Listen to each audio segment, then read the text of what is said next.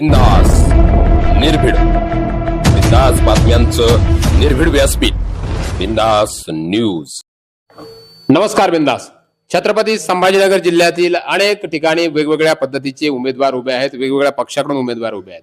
अशा स्थितीमध्ये आता जर आपण प्रामुख्याने वैजापूर तालुक्यातील विचार केला तर या ठिकाणी महायुती सुरू आहेत आणि महायुतीच्या एकत्रीकरणामुळे अनेक लोकांची निवडणूक लढण्याची जी आशा होती त्यावरती पाणी फिरले आणि निराशा झाली आहे. परंतु ऐन वेळेवर गेम चेंजर ठरणारे अनेक नेते आपण बघितले आहेत. असाच एक गेम चेंज केला आहे, राजकारणाचा गेम याला आपण म्हणूया. आणि राजकारणाच्या या पटलावर आपलं एक अस्तित्व कोरण्यासाठी भाजप या पक्षामध्ये कार्यरत असलेले, गेल्या अनेक दिवसांपासून काम करत असलेले कचरू अण्णा डिके ज्यांनी जिल्हा दूध संघ गाजवला आहे, आज ते बिंदासच्या या निर्भीड व्यासपीठावर. खूप खूप स्वागत तुमचं अण्णा. पहिला प्रश्न असा आहे की कमळ आतापर्यंत दिसायचं आणि आता अचानकच काल अशी माहिती मिळाली की जिल्हा दूध संघाचे जे माजी चेअरमन आहेत, माजी उपाध्यक्ष आहेत कचरू अण्णा डिके यांचा प्रवेश अजितदादा पवार यांच्या राष्ट्रवादीच्या पक्षामध्ये झालाय. काय सांगाल, कशामुळे ही सगळी गणित बदल? हे बघा, राजकारणात आपण जर गेलो तर त्या निष्ठेने त्या पक्षात काम केलं पाहिजे. आणि या अगोदर आम्ही गेल्या जवळपास 92 पासून सक्रिय राजकारणात आहे. हो, त्या माध्यमातून ज्या पक्षात गेलो त्या पक्षामध्ये त्या पक्षाचं इमानदारीनं काम केलं. परंतु मी याच्या अगोदर शिवसेनेत होतो. शिवसेनेत गेली 15-20 वर्ष काम केलं आणि तिथंसुद्धा आम्हाला न्याय न मिळाल्यामुळं आम्हाला बाहेर पडावं लागलं. त्यानंतर BJPमध्ये गेली 2017 ते 2025 पर्यंत काम केलं. तिथं आमची वेळ आली तर तो सर्कल, ते लासूर सर्कल त्यांनी शिवसेनेला सोडून दिलं. हो, माणसाने काम करायचं पण कामाचं कुठंतरी फलित झालं पाहिजे. ते फलितच होत नसेल तर शेवटी नावीलाज होतो. मग अशा वेळेस आम्हाला आहे ना, त्या पक्षाने शिवसेना सोडलं. आम्ही शांत बसायचं का?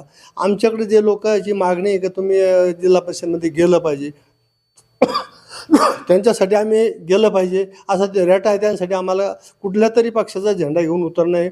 म्हणून आम्ही नाविलाजाने होईना पण राष्ट्रवादी काँग्रेसमध्ये गेलो. त्या ठिकाणी राष्ट्रवादीचं अजितदादा पवारांचं चिन्ह घेतलं, त्यांच्या पक्षात प्रवेश केला आणि निवडणुकीला सामोरे जात आहे. प्रामुख्याने दोन गोष्टीची खंत व्यक्त केली अण्णा तुम्ही. पहिले म्हणजे की शिवसेनेमध्ये काम करत असताना तुमची एक कॉल रेकॉर्डिंग व्हायरल झाली होती. ती बिंदासच्याच व्यासपीठावर लोकांना पाहायला मिळाली होती, ऐकायला मिळाली होती. चंद्रकांत खैरे आणि यांच्यातील संवाद होता. आम्हाला जर आत्ता उमेदवारी नाही तर आम्ही काय तुमच्या सतरंजा उचलायच्या का, अशा पद्धतीचं काहीतरी वक्तव्य होतं ते. तर त्यावेळेला पण तुम्हाला नाराजगी सहन करावी लागली. आता तुम्ही जसं सांगितलं की 2017 ते 2025 या कालावधीमध्ये तुमच्याकडून भाजपसाठी योगदान दिलं गेलं आहे, तर तिथे आता युती झाली आहे. परंतु ही युती अनेक ठिकाणी तुटताना पाहायला मिळते. मात्र ही युती कागदावरच राहते की काय असं वाटायला लागलंय. तर असं जर झालं तर आता भाजपची जी कार्यकर्ती मंडळी आहेत लासूर घाटातील, यांची भूमिका काय असणार आहेत, काय वाटतं तुम्हाला? हे बघा, ही युती झाली ना, युती झाल्यामुळं आमच्या भाजपमधील सर्व मंडळी त्यांना असं वाटलं आपल्याला ह्या 5 वर्षात नाही, पुढच्या 5 वर्षात न्याय तरी कधी भेटणार, म्हणून ते पेटून उठले. त्या मंडळीने मला सांगितलं तुम्हाला पण नॉमिनेशन दाखल करावं लागेल, तुम्हाला दुसऱ्या पक्षाचं सिंबल घेऊन उभं राहावं लागेल, आम्ही तुमच्या सोबत आहे. आणि त्यांच्या रेट्यामुळं मी नॉमिनेशन दाखल केलं.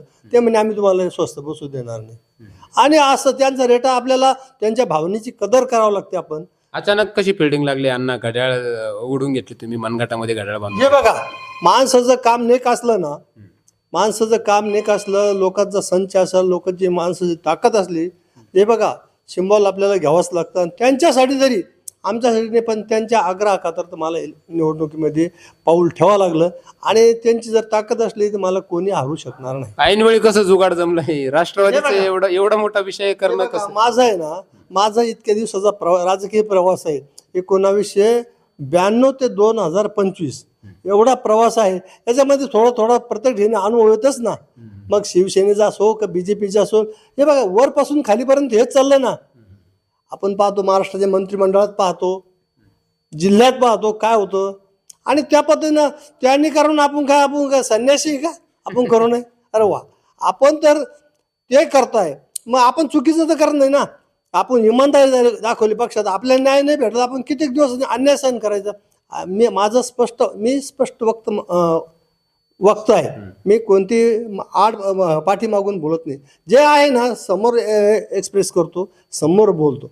आणि या बोलण्यामुळं बऱ्याच वेळेस आमच्यावर काही लोकांचे आघात पण झाले, पण त्याच्यामध्ये सुद्धा आमच्यात सक्षमपणा आहे का ते परतून कसे लावायचे. आता प्रामुख्यानं लासूर गटातला विषय आहेत आणि लासूर गटामध्ये घड्याळ हे चिन्ह काही नवीन नाही आहे. या लासूर गटातून घड्याळ या चिन्हावरती सभापतीसाठी निवडून गेलेले सदस्य सुद्धा राहिले आहेत.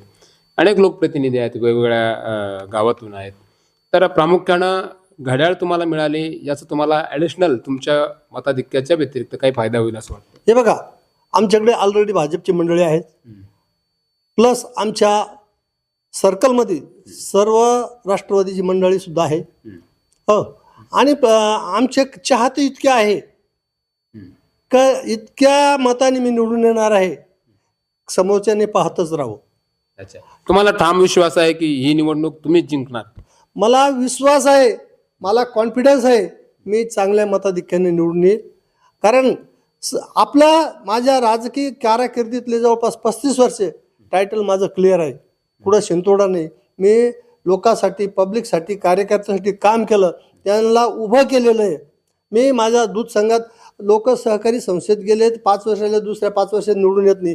मी जिल्ह्याच्या दूध संघामध्ये जी करोडोना प्रॉफिटमध्ये आणणारी वस्तू, जी लाखात प्रॉफिट होता ती कोटीमध्ये प्रॉफिट नेणारी संस्थेचा मी एक प्रतिनिधी आहे. प्रामाणिक काम करतो, लोकांच्या जिल्ह्यातल्या जिल्हा दूध संस्थेचे समस्या सोडतो, दूध उत्पादकाच्या समस्या सोडवतो. त्याच्यामुळं लोक मला लाईक करतात. माझं ज्यावेळेस दूध संघाचं इलेक्शन झालं 2019चं, तर त्यावेळेस मला जिल्ह्यातून सर्वाधिक मताधिक्य आहे. आमच्या दुसरी जर बाजू बघितली अण्णा आपण, तर तुम्ही आणखी एक डाव टाकला आहे, म्हणजे तो एक धक्कादायकच म्हणावं लागेल की पालखेड गाणामध्ये एक उमेदवार दिलाय, तोही राष्ट्रवादीच्या चिन्हावरती दिलाय. आणि धोंदलगावमध्ये सुद्धा एक उमेदवार दिल्याची चर्चा आहे, तो सुद्धा राष्ट्रवादीच्या चिन्हावरती. तर ही गणित पटापट कशी जुळली की पूर्ववत पेल्टिंग होती? हे बघा, मला माहित होतं जर युती झाली तर आपण काय करावं, ही प्लॅनिंग पहिलीच होती. जर कधी मी हे तिन्ही उमेदवार आहे ना, आम्ही ज्या पक्षात त्यांसाठी तयार करून ठेवले होते, आणि त्याने सांगितलं असं जर झालं आपल्याला दुसरा बी प्लॅन काय असेल, म्हणून प्लॅन आमच्याकडे तयार होता. हे बघा, राजकारणात गेलं तर सगळ्या गोष्टी शिकावाने ऑटोमॅटिक उपजत तयार होतात, अनुभवानं तयार होतात. म्हणून या गोष्टी आम्ही केल्या आणि त्या हिशोबानं पाऊल टाकलं. आता पालखेडमध्ये उमेदवार देत आहेत तुम्ही, पालखेड गाणामध्ये आणि दुसरा धोंदलगाव गाणामध्ये. या दोन गावातील उमेदवारांसाठी तुमच्या वतीनं जनतेला काय आव्हान असणार? हे बघा, पालखेड असेल, धोंदलगाव असेल, शिवराई असेल किंवा आमचं लासूर सर्कल, पूर्ण सर्कल असेल, या लोकांच्या समस्यासाठी, प्रश्नासाठी, अडीअडचणीसाठी रात्रंदिवस माझं दार खुलं राहील. त्यांच्यासाठी धावून जायची माझी ताकद असेल, त्यांसाठी मी तत्पर सेवेला उभा राहील. विशेष म्हणजे त्या भागातील तरुण मुलं मुली यांना उच्च शिक्षण चांगलं कसं भेटेल, चांगली शैक्षणिक संस्था चांगल्या कशा असतील, त्याच्यासाठी प्रयत्न करून त्यांचे जर मुलं घडले, त्यांचे मुलं क्वालिफाईड झाले, चांगले 2 पैसे पगार मिळवला किंवा बिझनेस केला, त्याच्यासाठी माझ्यासाठी अभिमानाची गोष्ट राहील. माझं सर्वात लक्ष केंद्रित आहे ते शिक्षणावर. कोणाचंही घर असो, आपल्या मित्राचं असो, पाहुणे असो, सर्कलमध्ये असो किंवा कार्यकर्ते असो, त्यांचा मुलगा चांगला झाला हीच माझी एक ठेव असेल आणि त्यासाठी मी प्रयत्न करेन. नक्कीच. दुसरं जर महत्त्वाची गोष्ट म्हटली अण्णा, तर शेतकऱ्यांसाठीचे मुद्दे अनेक राजकारणाच्या या सगळ्या धावपळीमध्ये चर्चेत येतात, परंतु पुढचे 5 वर्षाच्या कालावधीपर्यंत ते मुद्दे पुन्हा गुलदस्त्यात गुंडाळले जातात. तर शेतकऱ्यांसाठी असं काही कुठलं विजन आहे का तुमचं की ही कामं आम्ही शेतकऱ्यांसाठी करू किंवा शेतकऱ्यांसाठी वेगवेगळ्या पद्धतीच्या योजना आणू, असं काही आहे का तुमचं संकल्प? हे बघा, बेसिकली मी मुळात शेतकरी कुटुंबातील आणि शेती करणं हा माझा छंद आहे. आणि शेतीमध्ये काय काय समस्या आहे, पार लाईट असो, पाणी असो, हो, आणि मालाचे भाव आपण उत्पादन करतो, उत्पादनाला काय कष्ट येतं. मागच्या वर्षी कांदा पिकवला, बाहेर मार्केटमध्ये भाव नाही, कांद्याची खर्च झालेली रक्कम शेतकऱ्याला वापस होत नाही. आणि ज्यावेळेस शेतामध्ये पीक असतात तर शेतकऱ्याचे मनोरे असतात, मी एवढे 10 लाख रुपये होईल, 10 लाखातून 5 लाख मुलीच्या लग्नाला खर्च करीन, 2 लाख मुलाच्या लग्नाला खर्च करीन, 1 लाख रुपये शिक्षणाला खर्च करीन. पण ॲक्च्युअल ज्यावेळेस उत्पादन निघतं त्यावेळेस त्याचा जेमतेम खर्च इतकी सुद्धा रक्कम भेटत नाही. म्हणून त्यासाठी वेळोवेळी आंदोलनसुद्धा करण्याची तयारी ठेवेल. आणि त्या माध्यमातून शेतीला चांगला भाव कसा भेटेल, उत्पादन खर्चावर आधारित कसा भाव भेटेल, त्यासाठी मी खटपट करेल ना. न्याय देणं किंवा न देणं आणि वरच्यांचं काम आहे तरी सुद्धा त्यांचं दार ठोठवेल, हो त्यांच्यावर अटॅक कराल का आमचा शेतकरी व दुय्यम आहे. पण प्रथम मी शेतकरी आहे, आमचे शेतकरी जगले तर जग जगल. कारण शेतकरी हा जगाचा पोशिंदा आहे, त्या पोशिंद्यासाठी सुद्धा मला काम करायचं आहे. मग त्यामध्ये विजेसाठी शेतकऱ्याला रात्री पाणी भरावं लागतं, दिवसा लाईट नाही राहतं, रात्री जावं लागतं. एखाद्या वेळेस तिथं हिंस्र पशु राहतात, सर्प राहतात, एखाद्या वेळेस असं काही घटना घडू शकते. त्याच्यासाठी सुद्धा शेतकऱ्याला दिवसा लाईट कशी मिळेल, त्यासाठी सोलार व्यवस्था कशी असेल याच्यासाठी सुद्धा खटपट करेल आणि ती इम्प्लिमेंट करण्यासाठी प्रयत्न करेल. शेतीशी संबंधित विषय येतात. गावाकडची रस्त्यांची परिस्थिती अत्यंत दयनीय असते आणि होणाऱ्या पावसामुळं किंवा वाहतुकीमुळे ते रस्ते खराब होत असतात. त्यासाठी काय विजन? आता हे बघा, जिल्हा परिषदमध्ये प्रामुख्याने ग्रामीण भागातील रस्त्यासाठी प्रोव्हिजन असते. कारण मी याच्या अगोदर पंचायत समिती मेंबर पण राहिलेलो आहे. त्याच्यातून जिथं अत्यावश्यक आहे, बऱ्याच ठिकाणी शेती वस्तीवर राहणारे लोक, त्यांना रात्री आजार, डिलिव्हरीचे काम असेल, त्यासाठी खूप अडचण येते. त्यासाठी सुद्धा त्यासाठी ताबडतोब रस्त्यावर जाता कसं येईल, हॉस्पिटलला जाता कसं येईल, त्यासाठी आपण रस्त्याचं व्हिजन सगळ्यात महत्त्वाचं आहे. त्याचबरोबर आपल्या गावातील जे बरेचसे गावं अंधारात राहतात, तिथं सूर्य लाईट, सोलार लाईट आपण प्रत्येक मला माहीत आहे ह्या सर्कलमध्ये मंडळी मला मदत करतील, विजयी करतील. परंतु त्या माध्यमातून मी पहिल्याच वर्षामध्ये प्रत्येक गाव सोलार लाईटला उजळून काढेल. गावाकडच्या शाळांच्या बाबतीतची अवस्था अत्यंत दयनीय आहे. त्यांना त्या बाबतीत काय? सगळ्यात महत्त्वाचं, जिल्हा परिषद शाळा ह्या जिल्हा परिषदेकडे असतात. त्या प्रत्येक शाळेचा शिक्षक जर आपण चांगला दिला तर आपल्या मुलं गावाकडून शहरात पाठवायची वेळ येणार नाही. तिथं जर चांगल्या प्रतीचं एज्युकेशन, शिक्षण मुलांना भेटलं तर त्यांच्यातून त्या फॅमिलीचा, त्या गावाचा विकास होईल आणि तालुक्याचं नाव वर जाण्यासाठी त्या मुलाचा माध्यमातून आपल्याला एक आशीर्वाद भेटेल. म्हणून मला सगळ्यात लक्ष केंद्रित करायचं आहे ते मुलांच्या शिक्षणावर आणि त्यांच्या शिक्षणाच्या क्वालिटीवर.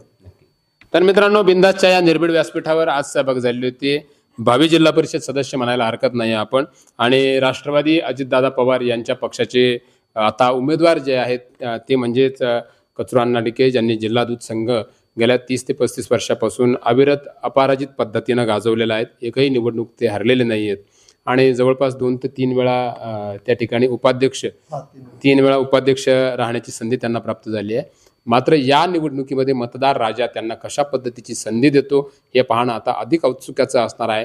आणि जवळपास ही लढत किती रंगामध्ये होते, तिरंगी होते की दुरंगी होते की आणखी काही रंग वाढतात, हे सुद्धा आपल्याला पाहणं तितकंच महत्त्वाचं आहे. भेटूया पुन्हा एका नवीन व्यक्तिमत्वासोबत बिंदासच्या निर्भीड व्यासपीठावर. तत्पूर्वी आपल्याला कचरू पाटील डिके यांनी मांडलेल्या प्रश्नांबद्दल, उत्तरांबद्दल आणि मांडलेल्या विचारांबद्दल काय वाटतं, आपल्या प्रतिक्रिया या व्हिडिओच्या कमेंट बॉक्समध्ये लिहायला विसरू नका. सोबतच आपला आवडता उमेदवार कुठला हे सुद्धा लिहायला विसरू नका. धन्यवाद.